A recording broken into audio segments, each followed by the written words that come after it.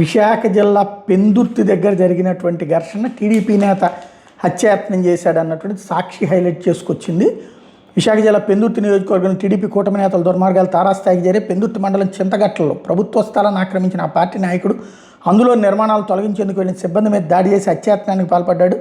ఇద్దరు వీఆర్ఓలు ఆక్రమణలు తొలగించేందుకు వచ్చిన జేసీబీ ఆపరేటర్ మీద రాడ్లతో ఆ పార్టీ సీనియర్ నేత చీపురుపల్లి నరసింగరావు అతని కుటుంబ సభ్యులు దాడికి దిగబడ్డారు. దీంతో వాళ్ళు ప్రాణభయంతో పరుగులు తీశారు. పెందుర్తి పోలీస్ స్టేషన్ నరసింగరావు అతని కుటుంబ సభ్యులు పేద ఫిర్యాదు చేశారు.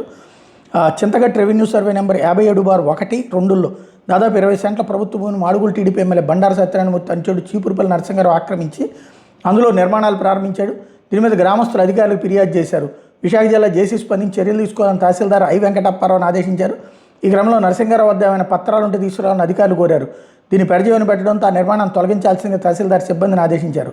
వీఆర్ఓలు నాగహనుమాన్ కుమార్ ధర్మేంద్ర కట్టడాలను తొలగించేందుకు సన్నద్ధమవుతుండగా నరసింగరావు అతని భార్య చిన్ని కుమారుడు రాజేష్ ఇద్దరు వీఆర్ఓలు జేసీబీల మీదకి రాళ్లు రువ్వారు. రాడ్డు పట్టుకుని దుర్భాషలాడుతూ చంపుతా ఉంటూ మీదకు దూసుకెళ్లారు. దీంతో వీఆర్ఓలు జేసీబీ ఆపరేటర్ పరుగులు తీశారు. వాళ్ళ దాడిలో జేసీబీ ధ్వంసమైంది. ఘటన మీద వీఆర్ఓలు పోలీసులు ఫిర్యాదు చేశారు.